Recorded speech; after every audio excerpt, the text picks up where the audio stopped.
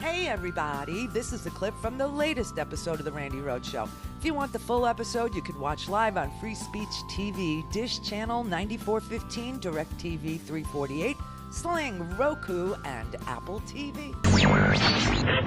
Mary had a little man. The fault. We believe that all men are created equal. To the magnificent mosaic that is America. From radio beacon to radio beacon. I have a dream. Change has come to America. Believe me. Knock, knock. Who's there? It's a figment of your imagination. Randi Rhodes Show. Turn up your mind. Counselor, this video that was released that shows Ahmad apparently jogging through this neighborhood, our Martin Savage has reported this was in police hands in the days after the incident, yet it has taken 10 weeks, basically, to press charges. What do you think has taken so long? Well, I believe it wasn't because they saw the video that they arrested this murderous duo, because they had the video on day one. It is because we saw the video. Right. And we demanded justice for this modern day lynching in 2020 that the Georgia Bureau of Investigations finally arrested these killers so they would not continue to sleep in their beds every night peacefully. What does it tell you, though, that they had this video and didn't press charges? It tells you that we have two justice systems in America, one for Black America and one for white America. And until we can become the United States of America, where we respect everybody's life, where Ahmad Arbery could get the same justice as if the roles were reversed and it was him and his father in a truck with a shotgun and a .357 Magnum and killed Greg McMichael's son in broad daylight, because we know without a shadow of a doubt they would have been arrested on day one. And so we want the same justice for Ahmad Arbery. America, it is 2020, not 1920. Oh, what did I tell you? All I ever wanted to do was live in the 21st century and have good hair. That will not happen for me. I hope you teach your children well so it will happen for them, because this is not, and you know, the next clip I'm going to play is going to seem unrelated to the slaughter, to the lynching of a 23-year-old kid who was out jogging, right? This is going to seem unrelated unless you realize that the thing that's being exposed yet again is the two different justice systems, the one for the white people and the one for the black and brown people, okay?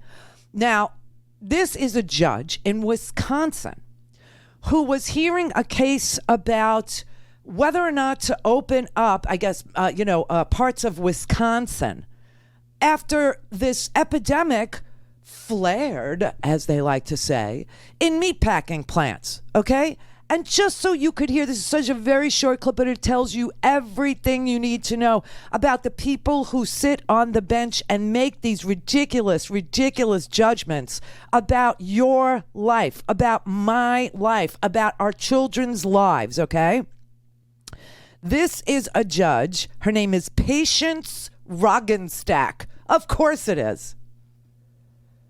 Patience Roggenstack, okay? And she is being asked about opening up Wisconsin because meat packers are, got hundreds of them sick. You got 30 of them dead. Now listen to the way she considers equal justice, how she weighs the issue. Cases in Brown County in the span of 2 weeks surged over tenfold, from 60 to almost 800. And that's 2 weeks that would be required for emergency rulemaking. So, look. Due to the meatpacking, though, that's where the Brown County got the flare. It wasn't just the regular folks in Brown County. Oh, it wasn't just the regular folks in Brown County. It was the brown people in the Brown County meatpacking plant. It wasn't just the regular folks.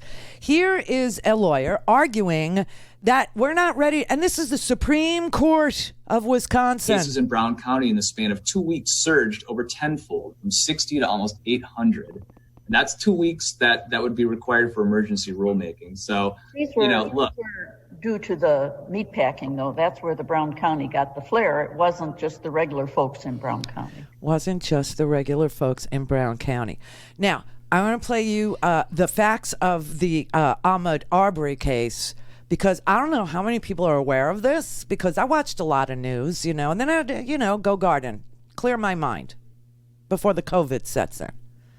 And I didn't realize until way after the fact that the father who spawned the son, who then hunted in a pack and killed Ahmad Arbery, was a cop. He was a cop.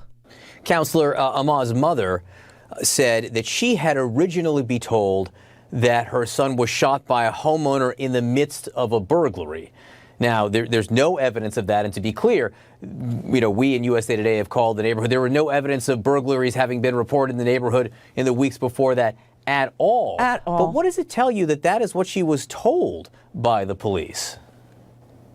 It tells you that the police have a relationship apparently with Greg McMichaels, who is a former police officer and detective with the DA for 30 years, and that we don't trust anybody in that southeastern legal community because they have a bias towards the McMichaels. Any police officer doing their job would have arrested them because he had no burglary tools, no burglary bag, no burglary mask. He had a T-shirt and shorts on. So either they were incompetent or it was intentional. And the Georgia Bureau of Investigations should investigate these police officers in the sheriff's department who signed off letting these murderers go home and sleep in their bed at night after they executed this young man, and they had the video. Oh, God. So one of the DAs in this case, obviously the father here, okay, the father who raised up a spawn, who also agreed it would be a good idea to shoot an unarmed black man out for a jog. Apparently he stopped in a construction site on his jog to take a look. You ever go into like when my house, 20 years ago was being built, you'd visit the house, you'd look in there. Ooh, it looks so small. You sure that's going to be, enough of a bathroom or whatever? So he went and he was looking at the construction. He was in there for all of 2 seconds, didn't do anything, and then went back to jog. And this is when he's attacked, shot, and killed by a former police officer / detective and his son.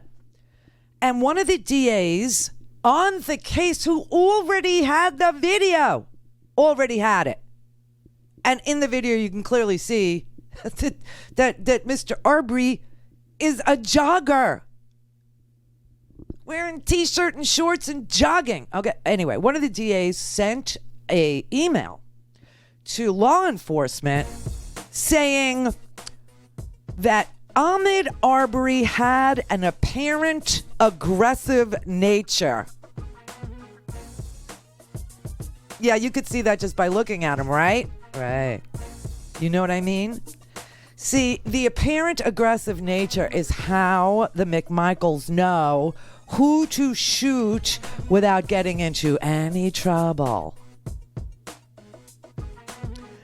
What does a black man in Georgia have to do to be able to go out jogging without getting shot? And what does a member of the Trump administration have to do in order to face actual justice in this country? Yes, you know who I'm talking about. Can you believe this, Swill? We're never going to get there. Not in my lifetime.